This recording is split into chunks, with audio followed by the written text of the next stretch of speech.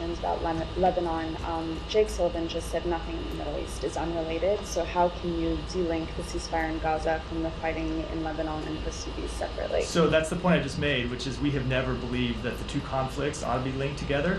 And just when you look at it, you're pursuing separate diplomatic resolutions with the state of Lebanon and trying to find a ceasefire agreement in Gaza. So of course, Hezbollah linked the two conflicts, even when we didn't think they're linked, and Hezbollah has continued to link the conflicts.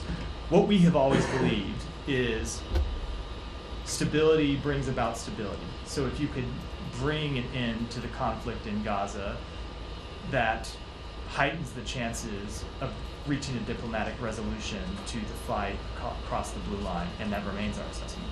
And then Netanyahu said today that their task is not complete, that they will continue full force until the hostages return, and that the war is still not over.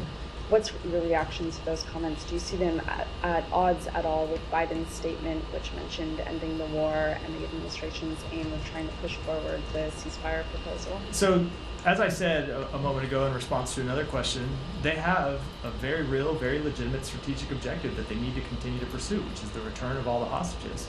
And we have a very real interest in that objective as well, because 7 of those 101 hostages are Americans, and we want to see them return. So we're going to be in conversation with them about the best way to achieve that objective in the days ahead. But as you know, we've long been clear that we think reaching a ceasefire that brings those hostages home and sets the conditions for an end of the war is the right path forward, and we've had long-standing conversations with Israel about that. We hope we have an opportunity now. Is continued fighting a viable path for the return of hostages at all, or is it a ceasefire? So as I just said, long-term, no, we don't believe it is. We don't believe that, it's not just that whether it's a path for the return of hostages. You could see how you might return some hostages in one-off operations here and there, but no, you're not going to return all the hostages through fighting, nor are you going to achieve a durable, lasting end to the war just by fighting on the battlefield, because you kill one terrorist and see that terrorist replaced by someone else. And so ultimately, you need to find not just, you need to achieve not just military objectives, but also political objectives, and you need to create a pathway forward for the Palestinian people. Are there specific steps that you want to see Israel take in the coming days and weeks toward a ceasefire? Now, we're going to have those conversations privately with them before we talk about it publicly.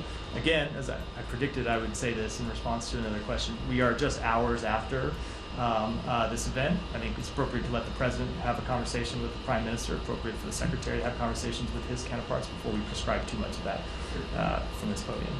And sorry, last one. On the conversations that you mentioned Blinken has had today, has he specifically discussed post-war Gaza? He has. Thank you, Matt.